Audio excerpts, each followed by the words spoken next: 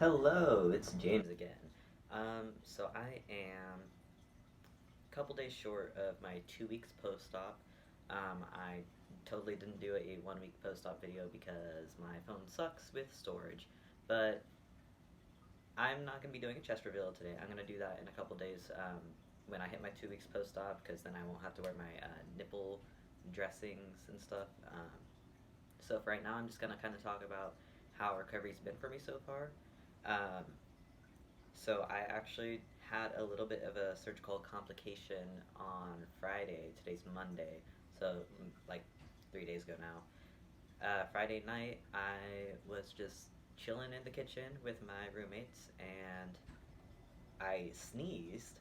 And as soon as I sneezed, I like felt, you know how sometimes when your muscles just like involuntarily like twitch and like tense up. It felt like that, like right here on my chest, on the left side of my chest.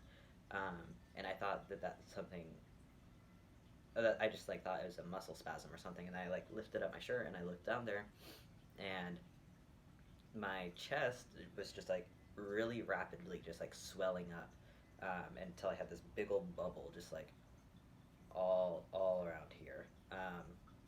And I like freaked out and I immediately told my roommates I was like, I'm gonna go lie down. And then I went to my bed and I lied down because I am usually pretty cool under pressure.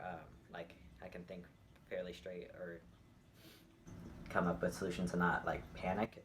So I like ran to my bed and I lied down because I thought that trying to I don't know be flat would be better for like what I assumed was like blood or some sort of fluid that was gathering in my chest. And I called my roommate over Wes, the one who's been taking care of me mainly. And I was like, I think I need to go to the ER. I'm pretty sure I have a seroma or a hematoma. Um, I called my surgeon's office, and um, it was like 8 o'clock at night, so they were closed. So I did the after hours thing, and they got in touch with me. They got back to me pretty quickly, um, and I described what was going on. And after my chest had swelled up, it stopped at a point, and it wasn't painful. It was just mostly uncomfortable from like having my skin like just suddenly stretching from this how big it had swollen up.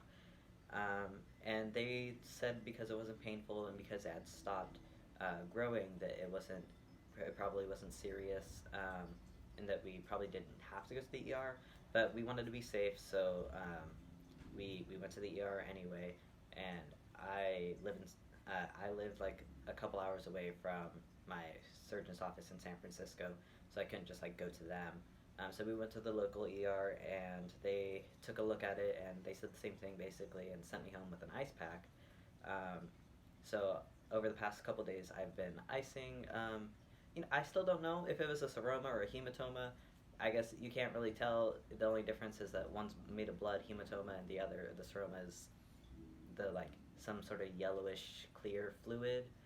Both of which I experienced when I had drains. But yeah, so I've just been icing it and doing like very light compression at night when I'm sleeping with the surgical binder that I've had, um, and it's gone down a lot. It's like half the size, if not a little bit less, of when it was initially. Um, so I haven't been concerned, and it's still not painful. It's just like this area right here, and you can't really see it through my shirt. Initially, you could like really see it through the shirt. Um, Other than that, though, my healing has been really good, really easy. I was sick for the first couple of days after surgery. So the day of, I had it done at like 7:30 in the morning. Came home, and I was feeling great. I was feeling fine and totally coherent and stuff, which was no one was expecting. Um, but then the anesthesia, wears off, and that's what was keeping me feeling so good. And then the next 2 days, I was feeling super sick, very nauseous, sleeping a lot.